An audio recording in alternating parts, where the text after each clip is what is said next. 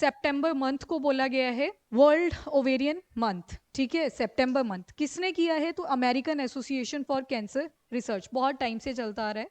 अब ये जो American Association for Cancer Research है, वर्ल्ड का सबसे oldest and largest professional organisation है जो कि कैंसर रिसर्च के ऊपर फोकस करता है।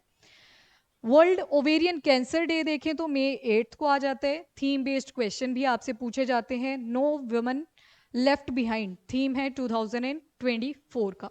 उसके बाद बोला गया है ये जो मंथ है ये पूरा का पूरा डेडिकेट करा गया है for the awareness regarding to ovarian cancer. सबसे पहले तो कैंसर क्या होता है? क्या होता है? आपके सेल होते हैं बॉडी के, आपको पता है, आप सेल से ही इमर्ज किए थे, ठीक है, कोशिका से ही इमर्ज किए थे। ये डिवाइड करते रहते हैं और डिवाइड के साथ साथ ग्रो भी करते रहते हैं। तो कई बार क्या होता है, अनकंट्रोल डिवीजन हो जाती है सेल्स की, जिसकी वजह से आपने देखा होगा ट्यूमर्स बनने शुरू हो जाते हैं। तो दैट इज कैंसर। अब कैंसर की बहुत सारी टाइप्स होती हैं, जैसे ब्लड कैंसर होता है जिसको ल्यूकेमिया भी आप बोल देते हो। कई बार बल्जिंग सी निकल जाती है बॉडी के, सर पे हो सकती है, किसी भी बॉडी पार्ट पे हो सकती है, लिम्फेटिक टिश्यूज पे हो सकती है, स्किन के ऊपर हो सकती है, तो वो उसको हम बोल देते हैं ट्यूमर। ठीक है, तो ये जो अनकंट्रोल्ड ग्रोथ हो रही है किसी भी सेल की, उसको ही क्या बोल रहे हैं? इन शॉर्ट कैंसर बोल दे रहे हैं। तो अगर कंट्रोल ना किया जाए तो जो कैंसर होता है तो जो बाकी पड़ोसी टिश्यू होते हैं हमारी बॉडी के वहां पे भी फैल जाता है। ब्लड कैंसर आपने सुना होगा कि सर्वाइवल रेट बहुत कम होता है अनटिल और अनलेस उसको पहले डिटेक्ट कर लिया जाए, पर पता ही बाद में चलते हैं सिम्टम कि ये फैल चुका है। तो दैट इज द कैंसर। इसमें दो स्टेजेस होती हैं, वन इज लेटेंट स्टेज और दूसरी होती है मेटास्टेसिस या फिर मेटास्टैटिक स्टेज। किसी को डिफरेंस पता है तो बोल सकता है। लेटेंट स्टेज वो स्टेज होती है जहाँ पे कैंसर फैल चुका है बॉडी के अंदर पर सिम्टम नहीं आ रहे हैं प्रॉपर। किसी को लगेगा कि बस ऐसे नॉर्मल सा बुखार है, वीकनेस है, वेट वगैरह लूज करना शुरू होगा भी। तो लेटेंट स्टेज जो होता है वो इनिशियल स्टेज होता है जहाँ पे सिम्टम आ तो गए हैं पर वो बाहर पूरी तरह से उभर के नहीं आ रहे। मेटास्टैटिक वो स्टेज है जहाँ पे सिम्टम जो है वो पूरी बॉडी के अंदर फैल चुके हैं, जो कैंसर है वो पूरी बॉडी को इम्पैक्ट कर चुका है, मतलब एट पीक वाली कंडीशन आ चुकी है। ठीक है, लेटर स्टेज ऑफ कैंसर भी इसको बोल देते हैं। चांसेस ऑफ सर्वाइवल बहुत कम हो जाते हैं। जो लेटेंट वाला होता है यहाँ पे अगर ट्रीटमेंट शुरू हो जाता है तो पर्सन जो है वो बच भी जाता है। इनकेस 20% सक्सेस रेट रहता ही रहता है, डिपेंडिंग कि कौन से टाइप का कैंसर हो रखा है। जैसे स्किन के ऊपर हो रखा है तो ट्यूमर वगैरह रिमूव कर दिए जाते हैं, पर अगर ब्लड कैंसर हो जाए और मेटास्टेटिक स्टेज पे जा चुका है तो वो तो ब्रेन तक जा रहा है, और जब ब्रेन तक जा रहा है तो अल्टीमेटली उसकी पॉसिबिलिटी बहुत कम हो जाती है। अब कैंसर होने के बड़े सारे चांसेस हैं। एनवायरमेंटल तो आपने सुन रखे हैं, हैवी मेटल्स कई बार बॉडी के अंदर चली जाती हैं जो कि सेल को अनकंट्रोल तरीके से डिवाइड करवाना शुरू कर देती हैं। उसके अलावा कुछ जेनेटिक फैक्टर्स भी होते हैं। एक जनरेशन से दूसरी जनरेशन में कुछ जीन्स पास हो जाते हैं। जीन्स देखने हैं तो इस तरह से दिखते हैं आपको। सेल के अंदर न्यूक्लियस होता है, न्यूक्लियस में बड़े सारे क्रोमोसोम्स पड़े होते हैं। Here is thread like structure जिसपे होता है डीएनए, और डीएनए का एक सेगमेंट आप निकाल लो तो उसको बोल देते हैं जीन। तो इसी जीन की बात हो रही है, मतलब बहुत डेप्थ में चले गए हैं हम। कौन कौन से जीन है? BRCA1 and BRCA2। ये ब्रेस्ट कैंसर के लिए भी रिस्पॉन्सिबल है, सर्वाइकल कैंसर के लिए भी रिस्पॉन्सिबल होता है, along with this ovarian cancer के लिए भी रिस्पॉन्सिबल होता है। अभी देखना है स्ट्रक्चर, वहां पे बता दूंगी दोबारा से। तो ये BRCA1 and BRCA2, breast cancer 1 और 2, मेनली ये कॉज करता है ब्रेस्ट कैंसर, पर सर्वाइकल कैंसर, ओवेरियन कैंसर भी कॉज कर सकता है। ठीक है, तो देर इज पॉसिबिलिटी, पर जो ज्यादातर करता है वो किसको करता है? That is of breast cancer. इसमें क्या होता है? म्यूटेशन हो जाती है। अब म्यूटेशन का क्या मतलब है? ये मान लो डीएनए है, ए के साथ सुना होगा आपने टी जुड़ता है, सी के साथ जी जुड़ता है, सुना है ये? कई बार क्या होता है, मान लो जी की जगह पे कोई और यहाँ पे प्यूरिन या पिरिमिडिन जुड़ गया, वो गड़बड़ हो जाती है। अब ये जो म्यूटेशन होती है ये अच्छी भी हो सकती है, ये बुरी भी हो सकती है। जैसे सिकल सेल डिजीज में हमने देखा था कि जो कैरियर होते हैं वो मलेरिया के अगेंस्ट रेजिस्टेंट होते हैं, तो वो तो पॉजिटिव मिल गया उसको एक। पर नेगेटिव क्या है कि बीमारी बहुत डेंजरस है आगे चल के। तो वैसे ही यहाँ पे म्यूटेशन हो जाती है। वैसे इसकी कैपेबिलिटी होती है ट्यूमर को सप्रेस करके रखना। ट्यूमर सप्रेसिंग जीन्स होते हैं ये, जो हेल्दी बॉडी होगी उसके अंदर ये क्या कर रहे हैं? ट्यूमर नहीं बनने दे रहे, वो जो बॉडी के बाहर बल्जिंग निकल के आ रही है उसको नहीं बनने दे रहे। पर जब ये फेल हो जा रही है चीज, म्यूटेशन हो जा रही है इसके अंदर, तो देयर इज अ पॉसिबिलिटी कि कैंसर हो जाए उस इंसान के अंदर। एनवायरमेंटल फैक्टर्स क्या क्या हो सकते हैं? कार्सिनोजन, यहाँ पे बड़े सारी चीजें आ जाएंगी। टोबैको स्मोकिंग कोई करता है, उसके अलावा एस्बेस्टोस, ये जो आपकी सीमेंट वगैरह की फैक्ट्रीज होती हैं वहाँ पे कोई रेगुलर काम कर रहा है, वो हो सकता है। डीएनए इस केस में डैमेज हो जाता है कई बार, जिसकी वजह से कैंसर्स हो जाते हैं। डाइट एंड लाइफस्टाइल भी कॉज कर सकता है। पुअर डाइट है किसी की, फिजिकल एक्टिविटी बहुत कम है, देन अल्कोहल कंजम्पशन बहुत ज़्यादा है, तो दे में cause cancer. Viruses and infection, एक सुना होगा आपने, very important, human papilloma virus females के अंदर सर्विक्स कैंसर कॉज करता है, सर्वाइकल कैंसर भी जिसको बोलते हैं। इसके लिए एक वैक्सीन भी थी, दैट इज सर्वावैक, ठीक है, तो ये इसकी वैक्सीन है। ओवेरियन कैंसर के लिए अभी तक कोई वैक्सीन अवेलेबल नहीं है, ठीक है। उसके बाद हेपेटाइटिस बी आ गया, लीवर का आ जाता है, तो इनके लिए भी खैर वैक्सीन अवेलेबल है, बाकी डिटेल में नहीं अभी जाना। रेडिएशन एक्सपोजर, एक तो सन की रेडिएशन स्किन कैंसर कॉज कर सकती हैं, बोलते हैं फिर सनस्क्रीन लगा लो, सनस्क्रीन के अंदर नैनो पार्टिकल्स होते हैं, और बताओ। चलो खैर, यहाँ पे क्या बोला है कि एक तो सन की रेडिएशन हो सकती है, दूसरा कई बार आपने सुना होगा कि बार बार रेडिएशन के अंडर टेस्ट देने पड़ते हैं, एक्सरे हो गया, एमआरआई वगैरह होता है, तो उसके अंडर बॉडी जब होती है तो रेडिएशन के एक्सपोजर में होती है, तो कई बार जब बार बार वो ट्रीटमेंट होते हैं तो जो डीएनए होता है वो म्यूटेट कर जाता है, या फिर ये जो BRCA1 एंड 2 आपने पढ़े, ये एक्टिव हो जाते हैं, इनके अंदर म्यूटेशन हो जाती है, तो डीएनए रिपेयर होने की जगह वो क्या कर देता है, कैंसर कॉज कर देता है। तो रेडिएशन एक्सपोजर से भी कैंसर्स हो सकते हैं। सबसे पहले तो फीमेल रिप्रोडक्टिव पार्ट में कुछ इंपॉर्टेंट चीज़ें हैं, उनका आपको पता होना चाहिए। ये जो बीच वाला पार्ट है जहाँ पे बेबी भी कंसीव तो बाद में होता है यहाँ से आके, पर यहीं पे बेबी की प्रोडक्शन होती है पूरी तरह से, तो that part is known as uterus. और ये जो साइड में है स्ट्रक्चर्स, इनको बोलते हैं ओवरी, जहाँ से हर मंथ एक एग रिलीज होता है, मेंस्ट्रुअल साइकिल कॉज करता है। यहाँ पे एक लेयर होती है जिसको बोलते हैं एंडोमेट्रियम। एंडोमेट्रियम, वो जो ब्लीडिंग होती है एवरी मंथ, वो यही लेयर जो होती है वो बार बार टीयर करती है, इसको टीयरिंग ऑफ यूट्रस भी बोल देते हैं, टीयरिंग ऑफ यूट्रस। उसके बाद ये 4th नंबर पे आपको मिल जाएगा सर्विक्स, तो यहीं पे HPV, human papilloma virus cause करता है, ठीक है। यहाँ पे ट्यूमर्स या फिर कैंसर लाइक स्टेज जो है आपको देखने को मिल जाती है, that is known as cervical cancer. उसके बाद नीचे आ जाता है ये वजाइनल पार्ट आ जाता है, जहाँ पे यूरिथ्रल और वजाइनल ओपनिंग्स होती है, तो ये फीमेल रिप्रोडक्टिव पार्ट था। उसके बाद ओवेरियन कैंसर क्या होता है, तो अगेन ओवरी के अंदर कोई सेल अनकंट्रोल तरीके से डिवाइड कर रहा है, that is known as ovarian cancer. तो cancerous tumour that form in the tissues of an ovary, यानी कि ये वाले जो पार्ट्स है ना, यहाँ पे बननी शुरू हो जाती है। ये देखो हेल्दी ओवरीज कुछ ऐसे दिखेंगी आपको, बिल्कुल नॉर्मल दिख रही है पिंक कलर में। यहाँ पे देखोगे आप कुछ स्ट्रक्चर्स बनने शुरू हो चुके हैं, यहाँ पे देखोगे और ज़्यादा हो चुके हैं, यहाँ पे सीरियस कंडीशन आ चुकी है, ठीक है, तो that is the ovarian cancer.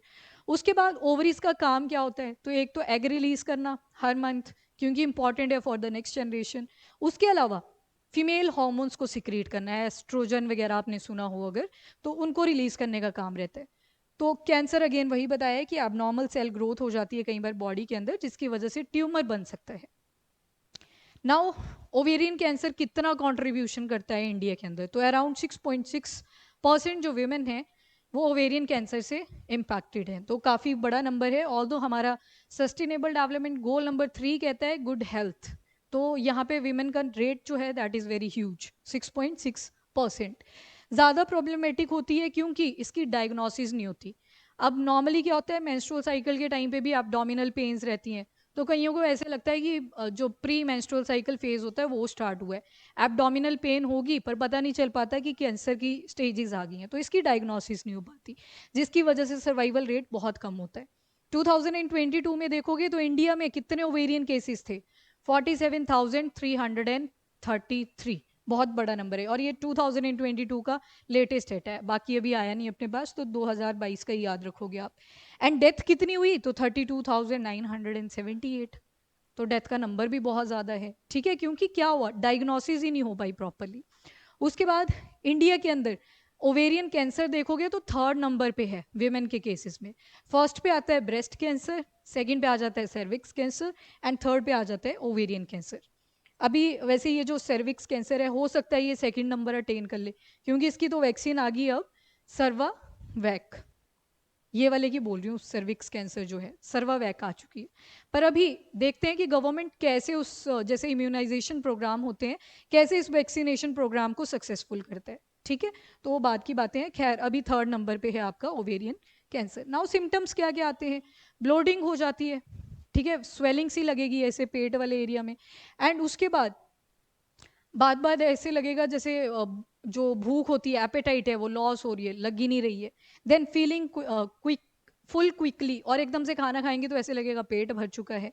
Then frequent urination होती है इसमें, इंडाइजेशन हो जाती है, कॉन्स्टिपेशन, पता है ना कॉन्स्टिपेशन का मीनिंग?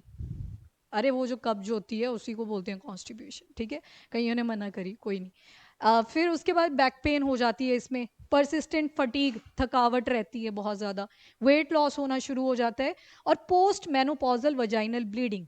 अब दो टर्म्स यहाँ से याद रख लेना, एक होता है मेनार्क और एक होता है मेनोपॉज। जब लड़की प्यूबर्टी अटेन करती है तो उसकी मेंस्ट्रुअल साइकिल जब शुरू हुई, ठीक है, जब मेंस्ट्रुअल साइकिल अभी शुरू हुई तो that phase is known as menarche. अब मेनोपॉज में तो लिखा ही हुआ है पॉज, जब रुक जाती है फाइनल लास्ट में एट द एज ऑफ 45 से लेके 55 ईयर्स तक चलता है लगभग। उसके बाद अगर ब्लीडिंग हो रही है that is again symptom of ovarian cancer, ठीक है। तो यहाँ पे पोस्ट जो मेनोपॉजल वजाइनल ब्लीडिंग है उसके बारे में बात करी हुई है। अब अगेन ये जो सिम्टम होते हैं ये पता ही नहीं चल पाते, डिलेड ट्रीटमेंट हो जाते हैं। ऑल्दो अगर अर्ली स्टेजेस में पता चल जाए तो 20% चांसेस रहते हैं कि ओवेरियन कैंसर को ट्रीट किया जा सकता है। नाउ क्वेश्चन आता है फिर मेडिसिन के ऊपर।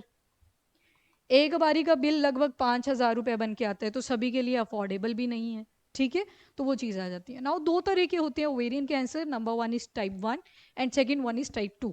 टाइप 1 ऐसे होता है, बहुत कम होता है, लेस कॉमन है, टिपिकली डायग्नोस हो जाता है अर्ली स्टेजेस पे, एंड बेटर प्रोग्नोसिस है, यानी कि उसकी मेडिकेशंस वगैरह इजीली अवेलेबल है। पर एक होता है टाइप 2, ये ज़्यादा एग्रेसिव होता है, ये किसी को हो जाए तो देयर आर चांसेस कि वो जो डायग्नोसिस है उसकी वो भी लेटर स्टेज पे जाके पता चलती है, जब तक वो बहुत फैल चुका होता है।